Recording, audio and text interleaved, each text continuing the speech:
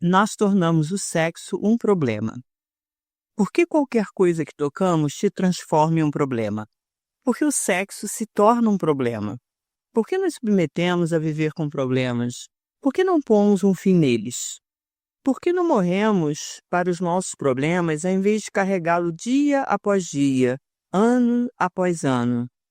Certamente, o sexo é uma questão relevante, que eu devo responder presentemente. Mas resta a questão primária. Por que transformamos a vida em um problema? O trabalho, o sexo, ganhar dinheiro, pensar, sentir, experienciar, todas as atividades da vida, por que são um problema?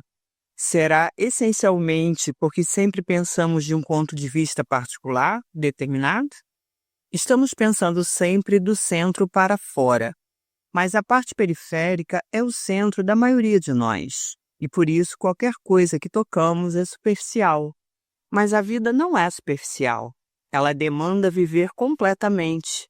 E, como só estamos vivendo superficialmente, só conhecemos a reação superficial. Qualquer coisa que façamos na parte periférica deve inevitavelmente criar um problema. E essa é a nossa vida. Vivemos no superficial e ali ficamos contentes em viver com todos os problemas. Portanto, os problemas existem enquanto vivermos no superficial, na periferia do eu e suas sensações, que podem ser exteriorizadas ou tornadas subjetivas, ser identificadas com o universo, o país ou alguma outra coisa criada pela mente. Por isso, enquanto vivermos dentro do campo da mente, deverá haver complicações, problemas, e isso é tudo o que conhecemos. Jiddu Krishnamurti, O Livro da Vida.